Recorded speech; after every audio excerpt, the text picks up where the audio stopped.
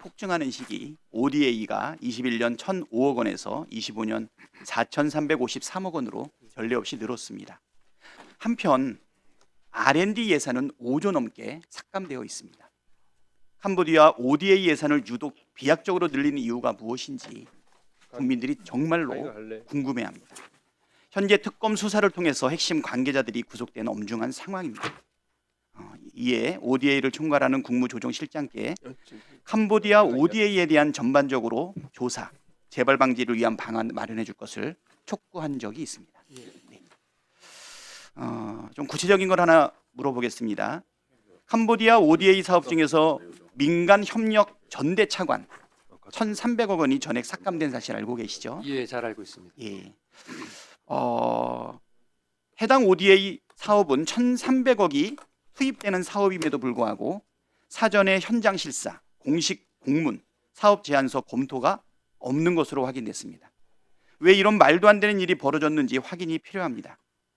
특히 관련 시범 사업조차 추진되지 못했는데 그 이후에 한 달 만에 갑자기 강제 추진되었습니다. 50억 원 규모의 시범 사업이 2024년 11월 관련 제도가 부재하다는 사유로 전액 불용 처리됐습니다. 그런데 바로 다음 달인 24년 12월 본 사업 예산 1,300억 원 26배의 규모가 시범 사업이 추진되지도 못했고 불용 사유가 해결되지도 않았는데 26배가 더 큰 대규모 사업으로 확대됐습니다. 정상적인 절차로 볼 수 없겠죠. 그리고 두 번째, 해당 사업은 통상 ODA 사업 절차인 국무조정실의 국제개발협력위원회의 심의 의결을 거치지 않은 것으로 확인됐습니다. PPT를 보시게 되면 총 8단계가 있는데요. 해당 사업은 앞선 절차를 모두 건너뛰고 바로 6번 정부 예산안 단계에 바로 투입이 됐습니다. 국무조정실이 패싱당한 것이죠. 물론 전 정부 때의 일이긴 합니다. 마치 1,300억 원에 편성하는 과정이라고 보기는 어렵고 통상적인 ODA 절차하고는 많이 다르다고 생각합니다. 10월 21일 이재명 대통령이 ODA 사업에 대한 절차와 각종 문제점에 대해서 구조조정을 필요성을 시사했고 저도 9월 9일에 국감 대비해서 서면 질의로 문제점을 질의했습니다. 13일 첫날 국정감사에서도 투명하게 체계적으로 관리할 것을 주문했는데요. 예, 실장님, ODA 관련해서 그동안 어떤 조치가 있었습니까? 예, 지금 말씀하신 대로 ODA 관련해 가지고 그 기재부, 외교부에 좀 과도하게 분산돼 있던 여러 조치들이 있었습니다. 그 부분을 좀 통합을 해가지고 저희가 투명하고 책임성을 좀 더 강화시키는 방향으로 저희가 개선안을 마련했고요. 아마 내년부터는 훨씬 더 완벽한 상태에서 이 집행서부터 또 평가까지 다 이루어질 수 있을 거로 생각을 하고 있습니다. 완벽한 것까지 바라지는 않습니다. 국민들이 상식적인 수준에서라도 이루어지기를 꼭 바라고요. 예. 한 가지만 더 지적한다면 ODA 시행 기간인 한국수출입은행과 단 한 번의 논의도 없는 것이다. 어떤 것이 문제점인지 파악을 해보았는데요. 국무조정실로부터 조회, 의견, 지정 요구, 공문, 소통, 메일, 유선전화 등 소통된 것이 있느냐라고 저희가 질의를 했는데요. 그거에 대해서 수발신된 내용이 전혀 없다고 답변을 받았습니다. 그러면서 10월 답변에는 시행기간이 보다 체계적이고 투명하게 사업을 추진할 수 있도록 관리하겠습니다라는 이제 원론적인 답변을 받았는데 예. 그동안 캄보디아 ODA에 대한 국무조정실 너무 안일했다는 지적을 다시 한번 말씀을 드리고요. 결국은 ODA 원조가 올바른 곳에 올바른 방법으로 꼭 쓰일 수 있도록 국민을 대신해서 살펴봐 주실 최종 책임자가 바로 국무조정실장이시다. 이런 말씀을 다시 한번 말씀드리겠습니다. 예, 아까 구두로 말씀하셨던 부분은 구체적인 내용으로 의원실에 보고해 주시기 바랍니다. 예, 그렇게 하겠습니다. 다음은 보훈부 장관께 질의하겠습니다. 지난 국정감사 이후 4.19 민주혁명에 관련해서 추가 제보가 또 있었습니다. 네. 보훈부 장관께 질의합니다. 먼저 PPT 한번 보여주시죠. 제가 저번에 문제를 제기했던 것은 법원 가압류건과 관련해서 소송을 제기했던 사기 피해자가 한 명이었습니다. 근데 이번에 보시게 되면 피해자가 더 있는 것으로 지금 보입니다. 해당 PPT에 24년 6월에 녹취된 내용으로 4.19 민주혁명회가 약국 입점 비용을 설명하고 뒤늦게 도착한 회장이 어느 약국이냐고 묻는 장면이 담겨 있습니다.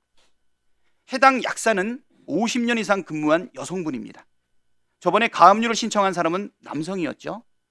또 다른 새로운 인물이 등장한 것입니다. 내용을 보면 이분도 22억 원의 비용을 납부한 것으로 지금 보입니다.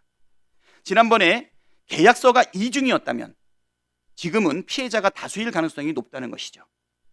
그리고 이 약사도 법적 분쟁에 참여할 가능성이 높습니다. 장관님, 지금 보훈부에서 이 사안에 대한 실태 혹시 파악하고는 계십니까? 네, 어제 안 그래도 감사 담당관으로부터 보고를 받았습니다.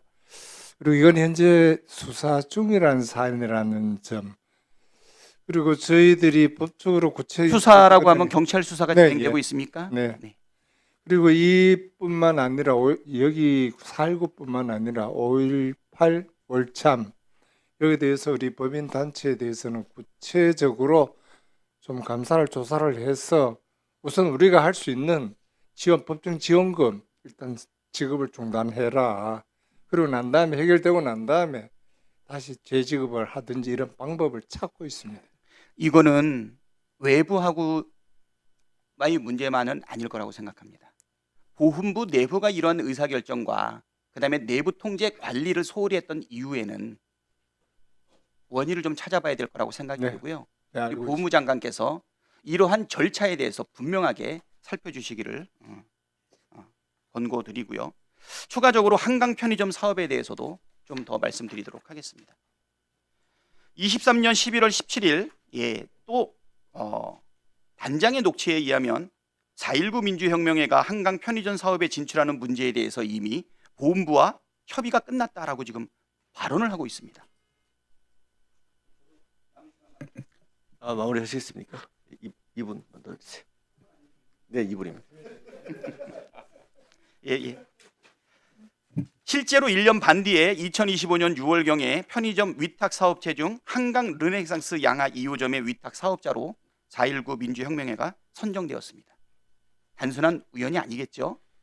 이 부분에 대해서 또 밑부분에 보게 되면 재임대나 식재재 납품을 통한 사적 이익을 취득할 수 있다라고 하는 여부도 보훈부 감사로 명확하게 규정돼야 된다고 생각하는데 이 부분도 검토해 주시겠습니까? 죄송합니다만 저기 한강 편의점에 대해서는 제가 미처 파악을 못하고 있습니다. 바로 파악하고 난 다음에 네, 검토해 또 주십시오. 보고 드리겠습니다. 네, 이뿐만이 아닙니다. 또 뭐가 있냐면 4.19 기념도서관 리모델링과 관련해서 사실 정치적 중립성의 문제도 지금 발생하고 있습니다. 녹취록에 뭐라고 되어 있냐면 오세훈 시장이 대통령 출마를 위해 4.19 민주혁명회를 잘 챙겨주려고 한다라고 말하고 있습니다. 이 내용이 사실이라면 오 회장은 피해자를 기만한 것이며 사실이 아니라면 오 회장은 피해자를 기만한 것이고 사기 혐의가 명백해질 것입니다. 만약에 사실이라면 사적 이익을 위한 건물 리모델링을 추진하기 위해 4.19 민주혁명회의 정치적 중립성을 훼손한 행위로 볼 수 있지 않겠습니까? 본인의 이익을 위해 공법단체의 정치적 중립성을 훼손했고 이는 자기의 이익을 위해서 제3자 뇌물죄가 적용될 수 있는 여지도 있지 않나 이렇게 판단되는데 이것도 한번 잘 살펴주시고요. 마지막으로 저번 국정감사 지적 이후에 보훈부에서 제출한 4.19 민주혁명의 임대 수익을 우리가 서면으로 받아봤습니다. 알고 있는 부분은 어떤가? 이게 봤더니 녹취와 상당한 차이가 있습니다. 저기 보게 되면 오른쪽에 임대사업 수입은 보증금 1억에 임대료 5천만 원 이렇게 되어 있습니다. 저번에 제시됐던 녹취록에는 뭐가 되어 있냐면 22억 원을 별도로 받았고 보증금은 3억 원이라고 이야기하고 있습니다. 이거 분명하게 살펴보셔야 될 거라고 생각이 됩니다. 네, 알겠습니다. 예. 네, 알겠습니다. 살펴보겠습니다. 네. 예.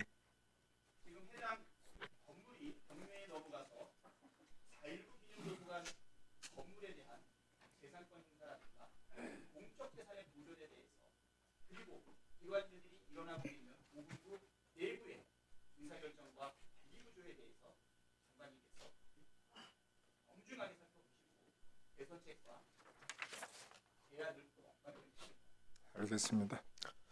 네, 수고하셨습니다.